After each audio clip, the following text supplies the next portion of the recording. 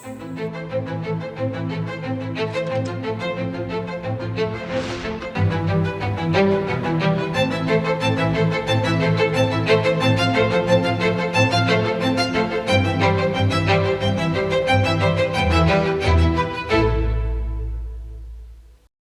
प्रिय देशबांधवांनो, नमस्कार. मन की बातमध्ये आपलं सर्वांचं पुन्हा एकदा स्वागत आहे. खूप खूप अभिनंदन आहे. आता काही दिवसांतच 2026 हे नवीन वर्ष येणार आहे आणि आज जेव्हा मी तुमच्याशी बोलत आहे, तेव्हा माझ्या मनात संपूर्ण एका वर्षाच्या आठवणी दाटून आल्या आहेत. अनेक चित्रम, अनेक चर्चा आणि अनेक यशोगाथा ज्यांनी देशाला एकजूट केलं. 2025 ने आपल्याला असे अनेक अविस्मरणीय क्षण दिले, ज्यांचा प्रत्येक भारतीयाला अभिमान वाटला. देशाच्या सुरक्षेपासून ते खेळाच्या मैदानापर्यंत, विज्ञानाच्या प्रयोगशाळांपासून ते जगातल्या मोठ्या मंचांपर्यंत भारताने प्रत्येक ठिकाणी आपला मजबूत ठसा उमटवला आहे. या वर्षी ऑपरेशन सिंदूर भारतीयासाठी अभिमानाचं प्रतीक ठरले आहे. संपूर्ण जगाने हे स्पष्टपणे पाहिले आहे की आजचा भारत आता आपल्या सुरक्षेशी कोणतीही तडजोड करत नाही. ऑपरेशन सिंदूर दरम्यान देशाच्या कानाकोपऱ्यातून भारत मातेप्रती प्रेम आणि समर्पणाची अनेक दृश्य समोर आली. लोकांनी आपापल्या परीने आपल्या भावना व्यक्त केल्या. मित्रांनो, हाच तो उत्साह तेव्हाही पाहायला मिळाला. जेव्हा आपल्या वंदे मातरमला 150 वर्ष पूर्ण झाली, तेव्हा मी तुम्हाला एक आग्रह केला होता की वंदे मातरम 150 आपले संदेश आणि सूचना पाठवाव्यात आणि सर्व देशबांधवांनी या अभियानात उत्साहाने भाग घेतला होता. मित्रांनो, 2025 हे खेळाच्या दृष्टीनेही एक अविस्मरणीय वर्ष ठरलं. आपल्या पुरुष क्रिकेट संघाने ICC चॅम्पियन्स ट्रॉफी जिंकली. त्याचबरोबर महिला क्रिकेट संघाने देखील पहिल्यांदाच विश्वचषक आपल्या नावे केला. तसेच भारताच्या कन्यांनी ब्लाइंड T20 वर्ल्ड कप जिंकून इतिहास रचला. एशिया कप T20 मध्येही तिरंगा अभिमानाने फडकला आणि पॅरा ॲथलीट्सनी तर जागतिक अजिंक्यपद स्पर्धेत पदक जिंकून दाखविली. त्यांनी पुन्हा एकदा हे सिद्ध केलं की कोणताही अडथळा त्यांच्या जिद्दीला रोखू शकत नाही. विज्ञान आणि अंतराळ क्षेत्रातही भारताने मोठी झेप घेतली. आंतरराष्ट्रीय अंतराळ स्थानकापर्यंत पोहोचणारे शुभांशु शुक्ला हे पहिले भारतीय ठरले. पर्यावरण संरक्षण आणि वन्यजीवांशी संबंधित असलेले अनेक प्रयत्न देखील 2025 ची ओळख ठरले आहेत. भारतात चित्त्यांची संख्या ही आता 30 पेक्षा जास्त झालेली आहे. 2025 मध्ये श्रद्धा, संस्कृती आणि भारताचा अद्वितीय वारसा हे सर्व एकत्र पाहायला मिळाले. वर्षाच्या सुरुवातीला प्रयागराज महाकुंभाच्या आयोजनाने संपूर्ण जगाला चकित केलं आणि वर्षाच्या अखेरीस अयोध्येतील राम मंदिरावरील ध्वजारोहणाच्या कार्यक्रमाने प्रत्येक भारतीय अभिमानाने भारावून गेला. स्वदेशीबाबत लोकांचा उत्साह मोठ्या प्रमाणात दिसून आला. लोक तेच सामान खरेदी करत आहेत ज्यामध्ये कुठल्या तरी भारतीयाचा घाम लागला आहे आणि ज्यात आपल्या भारताच्या मातीचा सुगंध आहे. आज आपण सर्वजण अभिमानाने म्हणू शकतो की 2025 ने भारताला अधिक आत्मविश्वास दिला आहे. हे देखील खरं आहे की या वर्षी आपल्याला अनेक क्षेत्रांमध्ये नैसर्गिक आपत्तींना सामोरं जावं लागलं. आता 2026 मध्ये देश नव्या आशा, नव्या संकल्पांसह पुढे जाण्यासाठी सज्ज आहे. माझ्या प्रिय देशबांधवांनो, आज संपूर्ण जग भारताकडे खूप मोठ्या आशेने पाहत आहे आणि भारताकडून असलेल्या या आशेचं एक सर्वात मोठं कारण आहे, ती म्हणजे आपली युवा शक्ती. विज्ञान क्षेत्रातील आपली कामगिरी, नवनवीन नवोन्मेष, तंत्रज्ञानाचा हो विस्तार यामुळे जगभरातील अनेक देश खूप प्रभावित झाले आहेत. मित्रांनो, भारतातील तरुणांमध्ये नेत्री नमीज काढण्याची एक मोठी जिद्द आहे. आणि तेवढेच जागरूकही आहेत. माझे तरुण मित्र मला अनेकदा विचारतात की राष्ट्र निर्माणामध्ये ते आपलं योगदान आणखी कसं वाढवू शकतात. पण ते आपल्या आयडियाज नेमक्या कशा शेअर करू शकतात. अनेक मित्र नेहमी मला विचारतात की माझ्यासमोर ते आपल्या आयडियाजचं उत्तम प्रेझेंटेशन कसं देऊ शकतात. माझ्या आपल्या तरुण मित्रांच्या या जिज्ञासेचं उत्तर आहे विकसित भारत युवा नेतृत्व संवाद. गेल्या वर्षी याची पहिली आवृत्ती झाली होती. आता काही दिवसांनी आता लवकरच त्याची दुसरी आवृत्ती होणार आहे येत्या पुढच्या महिन्याच्या 12 तारखेला. स्वामी विवेकानंदजी यांच्या जयंतीच्या निमित्ताने राष्ट्रीय युवा दिन साजरा केला जाईल. याच दिवशी युवा नेतृत्व संवादाचंही आयोजन केलं जाईल. हो, आणि मी सुद्धा स्वतः यात नक्कीच सहभागी होईन. यामध्ये तरुण इनोव्हेशन, फिटनेस, स्टार्टअप आणि ॲग्रिकल्चर यांसारख्या अनेक महत्त्वाच्या विषयांवर आपले स्वतःचे आयडिया शेअर करतील. मी या कार्यक्रमाबद्दल खरोखर खूप उत्सुक आहे. मित्रांनो, मला हे पाहून फार आनंद झाला की या कार्यक्रमात आमच्या तरुणांचा सहभाग वाढत आहे. की काही दिवसांपूर्वीच याच्याशी संबंधित एक मोठी क्विज कॉम्पिटिशन झाली. त्यात 50 लाखांपेक्षा अधिक तरुण सहभागी झाले होते. त्याचबरोबर एक निबंध स्पर्धा सुद्धा आयोजित करण्यात आली होती, ज्यात विद्यार्थ्यांनी विविध विषयांवर आपली मतं मांडली. आणि तुम्हाला सांगतो, या स्पर्धेत तमिळनाडू राज्याने पहिल्या आणि उत्तर प्रदेश दुसऱ्या क्रमांकावर होतं. मित्रांनो, आज देशात तरुणांना आपली प्रतिभा दाखवण्याच्या नवनवीन संधी मिळत आहेत. असे अनेक प्लॅटफॉर्म्स, नवीन प्लॅटफॉर्म आता विकसित होत आहेत, जिथे तरुण आपल्या योग्यतेनुसार आणि आवडीनुसार स्वतःचे टॅलेंट दाखवू शकतात. स्मार्ट इंडिया हॅकेथॉन हा असाच एक प्लॅटफॉर्म आहे. हे एक असं माध्यम आहे जिथे कल्पना प्रत्यक्षात आणल्या जातात. मित्रांनो, स्मार्ट इंडिया हॅकेथॉन 2025चा समारोप देखील याच महिन्यात झाला आहे. या हॅकेथॉन दरम्यान 80 पेक्षा जास्त सरकारी विभागांच्या जवळजवळ 270 पेक्षा जास्त विविध समस्यांवर आपल्या विद्यार्थ्यांनी काम केलं आणि आपल्या विद्यार्थ्यांनी अतिशय उत्तम असे सोल्युशन्स दिले.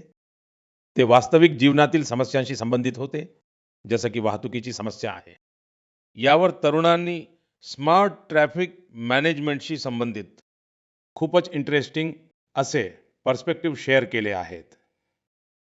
फायनान्शियल फ्रॉड्स आणि डिजिटल अवेअरनेसबद्दल यांसारख्या आव्हानांवर उपाय सुचवण्यासाठी तरुणांनी आपल्या कल्पना मांडल्या.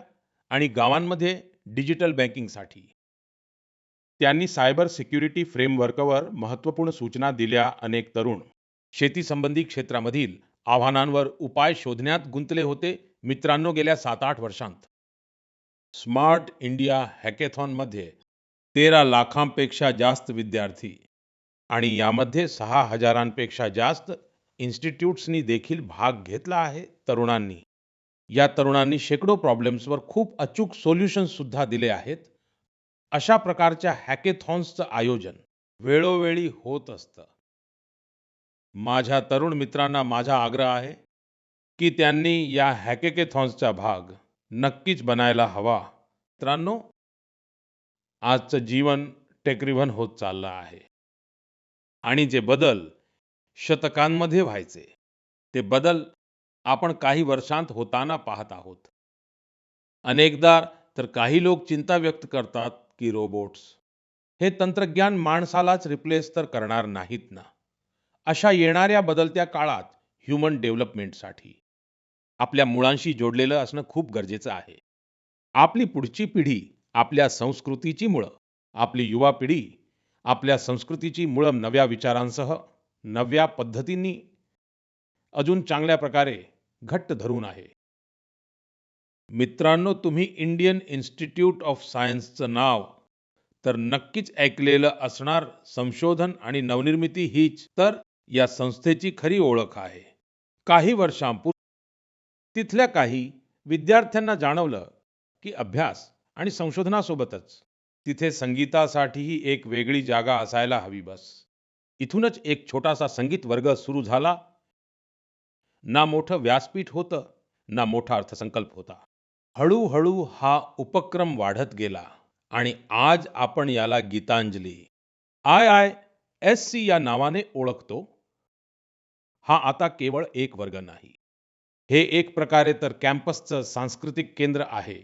इथे हिंदुस्थानी शास्त्रीय संगीत आहे, आपल्या लोकपरंपरा आहेत. हे सर्व शास्त्रीय कलाप्रकार आहेत. विद्यार्थी इथे एकत्र बसून रियाज करतात. प्राध्यापक देखील एकत्र बसतात. त्यांचे कुटुंबीयही यात सहभागी होतात. आज 200हून अधिक लोक याच्याशी जोडले गेलेले आहेत. आणि विशेष गोष्ट म्हणजे जे परदेशात गेले आहेत ते सुद्धा ऑनलाईन सहभागी होऊन या वर्गाची धुरा सांभाळत आहेत. मित्रांनो, आपल्या मुळांशी जोडून राहण्याचे प्रयत्न केवळ भारतापुरते मर्यादित नाहीत. जगातील वेगवेगळ्या ठिकाणी आणि तिथे स्थायिक झालेले भारतीयही आपली भूमिका बजावत आहेत. आणखी एक उदाहरण जे आपल्याला आपल्याला देशाबाहेर घेऊन जातं, हे ते प्रसिद्ध ठिकाण आहे दुबई.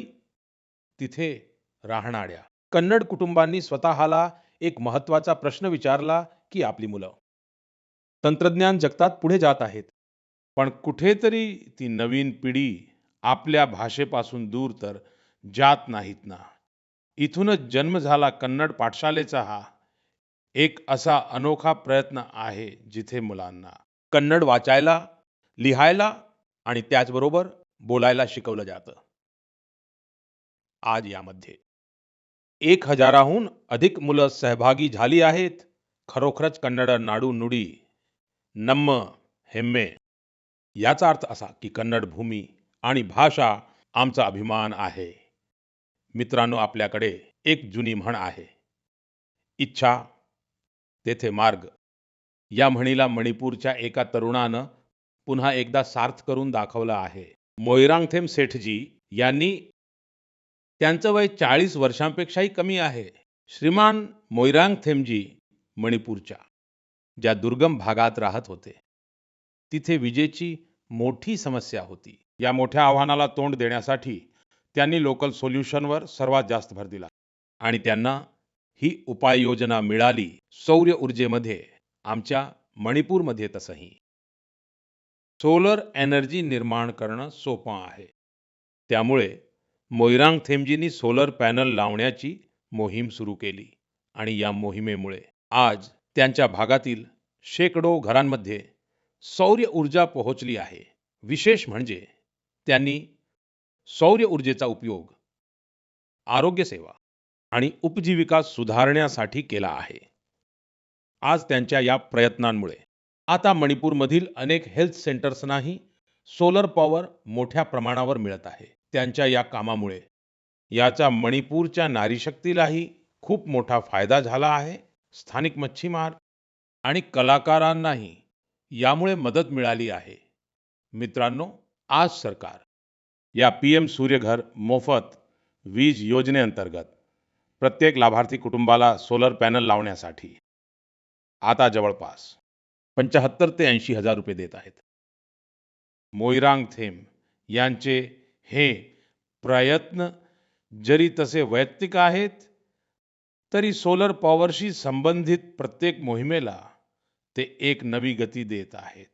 मी मन की बातच्या माध्यमातून त्यांना माझ्या खूप खूप शुभेच्छा देतो. माझ्या प्रिय देशबांधवांनो, चला आता आपण जरा जम्मू काश्मीरकडे वळूया. तुम्हाला अभिमानाने भरून टाकेल अशी जम्मू काश्मीरच्या सांस्कृतिक आणि ऐतिहासिक वारशाची एक गाथा मी सांगू इच्छितो. जम्मू काश्मीरच्या बारामुल्लामध्ये झेनपोरा नावाचं एक ठिकाण आहे. तिथले लोक अनेक वर्षांपासून काही उंच उंच टेकाडं पाहत आले होते. अगदी साधीसुधी टेकाडं हे काय आहे हे कुणालाच माहीत नव्हतं. मग एक दिवस पुरातत्व शास्त्रज्ञांची नजर यांवर गेली. जेव्हा त्यांनी हा सर्व परिसर बारकाईने पाहायला सुरुवात केली, तेव्हा या टेकड्या थोड्या वेगळ्या वाटल्या. मग या टेकाडांचा सखोल वैज्ञानिक अभ्यास सुरू करण्यात आला. ड्रोनच्या सहाय्याने वरून छायाचित्र देखील घेण्यात आली. संपूर्ण जमिनीचं मॅपिंग करण्यात आलं आणि मग काही आश्चर्यकारक गोष्टी हळू समोर येऊ लागल्या. ही टेकाडं नैसर्गिक नाहीत असं लक्षात आलं. ती मानवनिर्मित आहेत. एखाद्या मोठ्या इमारतीचे अवशेष आहेत. याच दरम्यान आणखी एक रंजक दुवा सापडला. तो म्हणजे काश्मीरपासून हजारो किलोमीटर दूर असलेल्या फ्रान्समधील एका म्युझियमच्या आर्काइव्हमध्ये एक जुनं आणि धूसर असं चित्र मिळालं. बारामुल्लाच्या त्या चित्रामध्ये 3 बौद्ध स्तूप दिसत होते.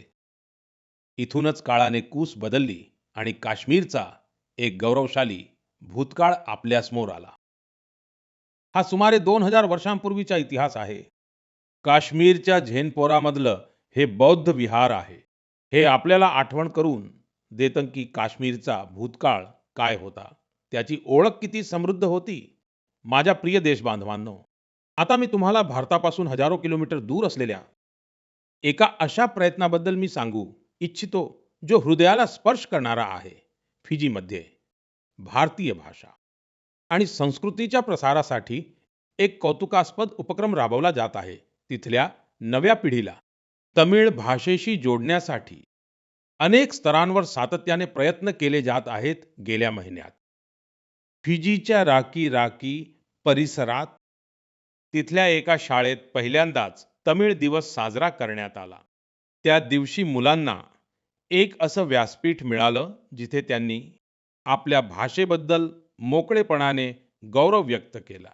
मुलांनी तमिळमध्ये कविता सादर केल्या, भाषणं दिली आणि त्याबरोबर आपली संस्कृती पूर्ण आत्मविश्वासाने मंचावर सादर केली. मित्रांनो, देशातही तमिळ भाषेच्या प्रसारासाठी सातत्याने काम होत आहे. काही दिवसांपूर्वी माझ्या संसदीय मतदारसंघ काशीमध्ये 4था काशी तमिळ संगम झाला. आता मी तुम्हाला एक ऑडिओ क्लिप ऐकवणार आहे. तुम्ही ऐका आणि जरा अंदाज लावा बरं, तमिळ बोलण्याचा प्रयत्न करणारी ही लहान मुलं कुठली आहेत. வணக்கம். பாரத் அரசங்கத்தல் ஓரே பாரதம் உன்னத பாரதம் நடத்தப்பட்ட காசி தமிழ் சங்கமம் 4 தமிழ் கற்போம் நான் ரொம்ப கார்க்க உதாரணத்துக்கு ஏன் தமிழில் ಇಂಟ್ರೊಡಕ್ಷನ್ काशियोड़ भूमिल नानु पायल पटेल அரசு குயின்ஸ் इंटर कॉलेज की मानवी अनेवरकम येन वडक्कम. मित्रांनो, तुम्हाला हे ऐकून आश्चर्य वाटेल की तमिळ भाषेत खरं तर इतक्या सहजतेने आपलं म्हणणं मांडणारी ही लहान मुलं काशीची आहेत, वाराणसीची आहेत. त्यांची मातृभाषा हिंदी आहे, पण तमिळ भाषेबद्दलच्या ओढीने त्यांना तमिळ शिकण्यासाठी प्रेरित केलं आहे. या वर्षी वाराणसीमध्ये काशी तमिळ संगमच्या दरम्यान तिथे तमिळ शिकण्यावर खूप विशेष भर देण्यात आला होता. लर्न तमिळ तमिळ कराकलम या थीम अंतर्गत वाराणसीच्या 50 पेक्षा जास्त शाळांमध्ये यासाठी एक विशेष मोहीमही राबवण्यात आली होती. त्याचा चांगला परिणाम आपल्याला या ऑडिओ क्लिपमध्ये ऐकू येतो आहे. एन्न पेर वैष्णव नान निवेदिता शिक्षा सदन बालिका इंटर कॉलेज वाराणसी படிக்கிறேன். நான் காஷி தமிழ் கற்கலாம் 4.0 ला तमिळ भाषा टिक्कावुम इल्लुवम करेन. इंधा वयपुक्क प्रधान नरेंद्र मोदी अवगलेकू नान नंटी सोलिगरेन. मित्रांनो, तमिळ भाषा जगातली सर्वात प्राचीन भाषा आहे. तमिळ साहित्य ही अत्यंत समृद्ध आहे. मी मन की बात मध्ये काशी तमिळ संगममध्ये सहभागी होण्याचा आग्रह केला होता आणि मला आनंद आहे की आज देशाच्या इतर भागांमध्येही मुलांमध्ये आणि तरुणांमध्ये तमिळ भाषेबद्दल एक नवीन आकर्षण दिसत आहे. हीच भाषेची ताकद आहे, हीच भारताची एकता आहे. मित्रांनो, पुढच्या महिन्यात आपण देशाचा 77वा प्रजासत्ताक दिन साजरा करणार आहोत. जेव्हा असे प्रसंग येतात तेव्हा आपलं मन स्वातंत्र्य सैनिक आणि संविधान निर्मात्यांप्रती कृतज्ञतेच्या भावनेने भरून जातं. आपल्या देशाने स्वातंत्र्य मिळवण्यासाठी मोठा संघर्ष केला आहे. स्वातंत्र्याच्या आंदोलनात देशाच्या प्रत्येक भागातील लोकांनी आपलं योगदान दिलं आहे.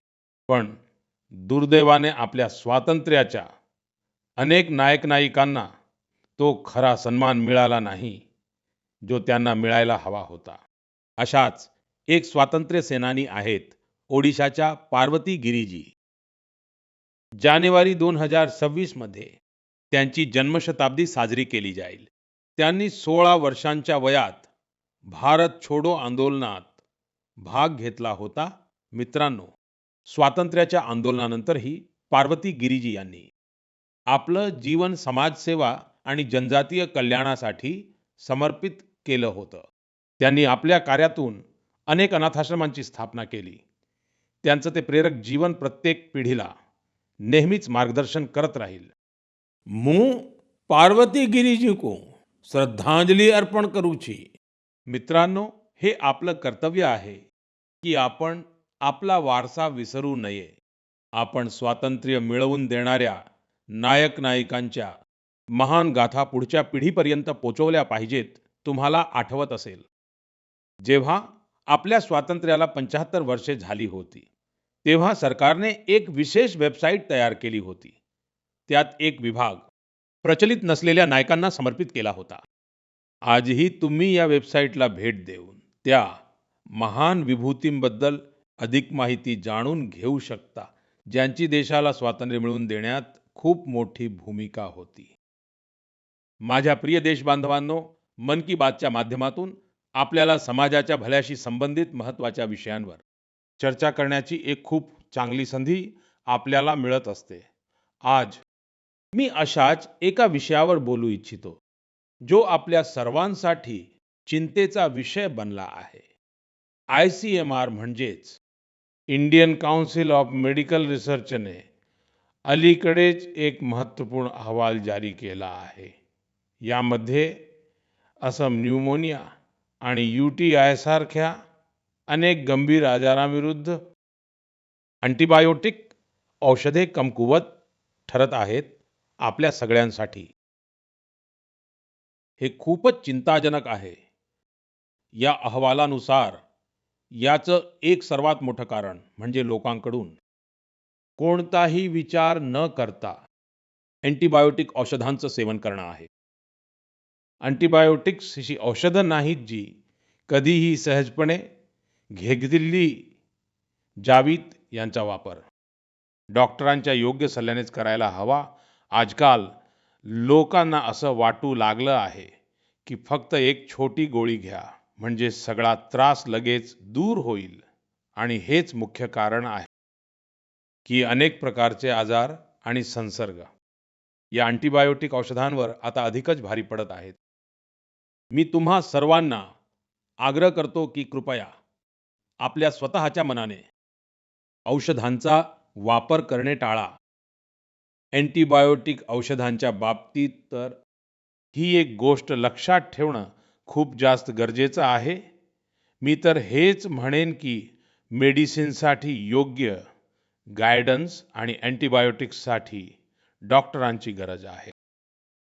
ही सवय तुमचं आरोग्य अधिक चांगलं बनवण्यासाठी खूप उपयोगी ठरणार आहे.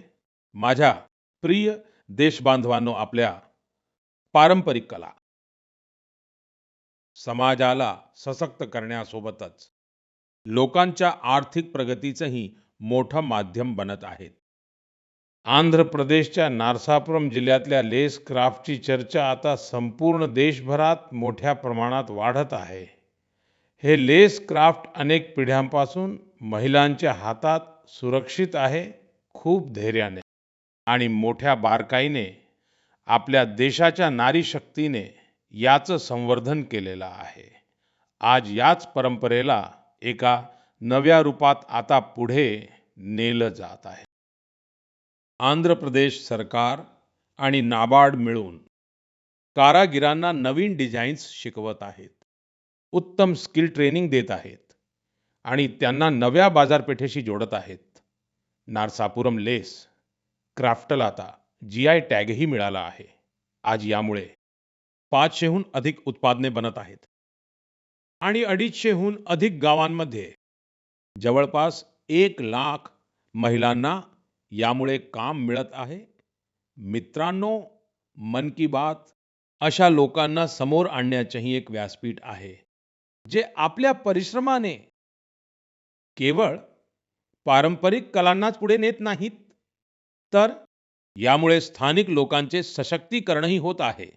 मणिपूरच्या चुराचांदपूरमध्ये मार्गारेट राम थारसी एमजी यांचेही प्रयत्न असेच आहेत. त्यांनी मणिपूरच्या पारंपरिक उत्पादनांना आणि विशेषतः तिथल्या हँडीक्राफ्टला, बांबू आणि लाकडापासून बनवलेल्या वस्तूंना एका मोठ्या व्हिजनने त्यांनी पाहिलं आणि याच व्हिजनमुळे त्या क्राफ्ट हँडीक्राफ्ट आर्टिस्ट पासून पुढे गेल्या आहेत. लोकांचं आयुष्य बदलण्याचं माध्यम बनल्या. आज मार्गारेटजींच्या युनिटमध्ये आज त्यांच्या सोबत 50हून अधिक आर्टिस्ट काम करत आहेत आणि त्यांनी आपल्या खूप मेहनतीने दिल्लीसह देशातल्या अनेक राज्यांमध्ये आपल्या उत्पादनांसाठी एक बाजारपेठही निर्माण केली आहे. मित्रांनो, मणिपूरचंच आणखी एक उदाहरण सेनापती जिल्ह्यात राहणाऱ्या चोखोने क्रिचेना जी आहेत. त्यांचं संपूर्ण कुटुंबच मुळात पारंपरिक शेतीशी पूर्णपणे जोडलं आहे. क्रिचेना यांनी या पारंपरिक अनुभवाला आणखी विस्तार दिला आणि त्यांनी फुलांच्या शेतीला आपलं पॅशन बनवलं. आज त्या या कामातून वेगवेगळ्या बाजारपेठांना जोडत आहेत आणि आपल्या भागातील लोकल कम्युनिटीजना सुद्धा त्या एम्पॉवर करत आहेत. माझ्या प्रिय मित्रांनो, हे उदाहरण याच गोष्टीचं प्रतीक आहे की जर पारंपरिक ज्ञानाला आधुनिक दृष्टिकोनासोबत पुढे नेलं तर ते आर्थिक प्रगतीचं एक मोठं माध्यम बनतं. तुमच्या आजूबाजूलाही अशा काही सक्सेस स्टोरीज असतील तर माझ्या सोबत नक्की शेअर करा. मित्रांनो, आपल्या देशाची सर्वात सुंदर गोष्ट खरं तर ही आहे की वर्षभर प्रत्येक वेळी कुठे ना कुठे देशाच्या कोणत्या ना कोणत्या भागात उत्सवाचं वातावरण असतं.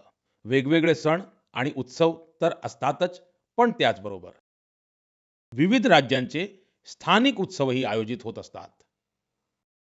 म्हणजे जर तुम्ही फिरायला जायचं ठरवलं तर प्रत्येक वेळी देशाच्या कोणत्या ना कोणत्या कोपऱ्यात एक अद्वितीय उत्सव पाहायला मिळेल. असाच एक उत्सव सध्या कच्छच्या रणमध्ये सुरू आहे. यावर्षी कच्छ रणोत्सवाचं हे आयोजन 23 नोव्हेंबर पासून सुरू झालेलं आहे, जे 20 फेब्रुवारी पर्यंत सुरू राहणार आहे. इथे कच्छची लोकसंस्कृती, लोकसंगीत, नृत्य आणि हस्तकलेची विविधता दिसून येते. कच्छच्या पांढऱ्या रणाची भव्यता पाहणं हा स्वतःच एक अत्यंत सुखद अनुभव आहे. विशेषतः रात्रीच्या वेळी जेव्हा पांढऱ्या रणावर पूर्ण चांदणं पसरतं तेव्हा तिथलं दृश्य स्वतःच खूप सुंदर दिसतं, मंत्रमुग्ध करणारं असतं. रणोत्सवातली टेंट सिटी खूप लोकप्रिय आहे. मला माहिती मिळाली आहे की गेल्या एका महिन्यात आतापर्यंत 2 लाखापेक्षा जास्त लोक आणि ते देशाच्या कानाकोपऱ्यातून आले आहेत. परदेशातूनही बरेच लोक आले. तुम्हाला जेव्हा कधी संधी मिळेल तेव्हा अशा उत्सवांमध्ये तुम्ही नक्की सहभागी व्हा आणि भारताच्या या सुंदर विविधतेचा आनंद घ्या. मित्रांनो, 2025 मधला हा काळ मन की बातचा या वर्षातला हा शेवटचा एपिसोड आहे. आता आपण 2026 मध्ये अशाच उत्साहाने आणि आपलेपणाने पुन्हा भेटूया. आपल्या मनातल्या गोष्टी सांगण्यासाठी मन की बात कार्यक्रमात नक्कीच भेटू. नवी ऊर्जा, अनेक नवे विषय आणि सर्वांना प्रेरणा देणाऱ्या आपल्या देशबांधवांच्या अगणित कथा मन की बातमध्ये आपल्या सर्वांना एकत्र आणतात. प्रत्येक महिन्यात मला असे अनेक संदेश नेहमी मिळत असतात, ज्यात विकसित भारताबाबत लोक आपलं व्हिजन शेअर करतात. लोकांकडून मिळणाऱ्या या सूचना आणि या दिशेने त्यांचे प्रयत्न पाहून हा विश्वास आणखी दृढ होतो. आणि जेव्हा या सर्व गोष्टी माझ्यापर्यंत पोहोचतात तेव्हा विकसित भारताचा संकल्प नक्कीच सिद्ध होईल, हा विश्वास दिवसेंदिवस अधिकच दृढ होत जातो. साल 2026 हे वर्ष या संकल्प सिद्धीच्या या प्रवासात एक अत्यंत महत्वाचा टप्पा ठरो तुमचं आणि तुमच्या कुटुंबाचं आयुष्य सुद्धा सुखमय होवो याच चांगल्या कामनेसह या एपिसोडमध्ये निरोप घेण्यापूर्वी मी फिट इंडिया मुवमेंटचा उल्लेख नक्की करेन. तुम्हालाही फिट राहायचं आहे. थंडीचा हा ऋतू व्यायामासाठी खूप उपयुक्त असतो. व्यायाम नक्की करा. तुम्हा सर्वांना 2026च्या खूप खूप शुभेच्छा. धन्यवाद. वंदे मातरम.